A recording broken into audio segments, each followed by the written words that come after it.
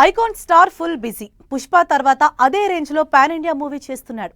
Director అట్లీతో బన్నీ చేస్తున్న movie shooting చాలా స్పీడ్ గా కొనసాగుతోంది. నెక్స్ట్ ఇయర్ దసరా రేజులో పుష్పరాజ్ దుమ్ములేపబోతున్నాడట.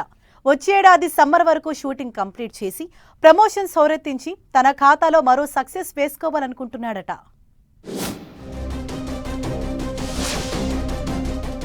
అల్లు అర్జున్ అట్లీ కాంబినేషన్ లో వచ్చే ప్రాజెక్ట్ పై ఇంట్రెస్టింగ్ వార్తలు సర్క్యులేట్ అవుతున్నాయి.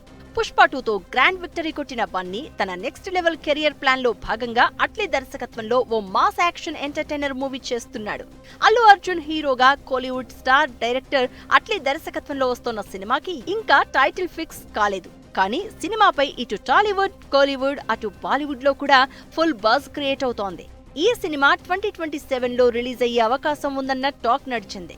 కానీ సడన్ సర్ప్రైజ్ ఇస్తూ 2026లో దసరాకి తప్పకుండా థియేటర్లలోకి రావడం ఖాయమంటున్నారు. ఈ సినిమా షూటింగ్ చాలా ఫాస్ట్ గా జరుగుతుందట. సినిమాకు సంబంధించి చిన్న లీక్ లేదు. షూటింగ్ మొత్తం ముంబైలో వేసిన భారీ సెట్స్ లో చేస్తున్నారట.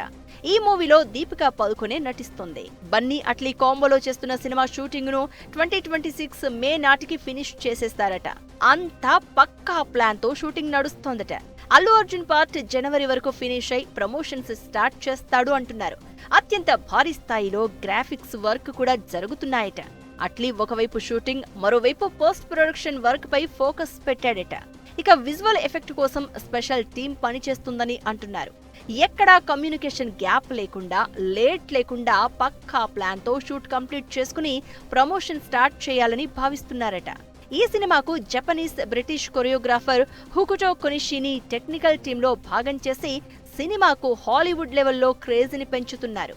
మరి వచ్చే దసరాకు బన్నీ నిజంగానే వస్తున్నాడా లేక జస్ట్ రూమర్సా అనేది వేచి చూడాలి.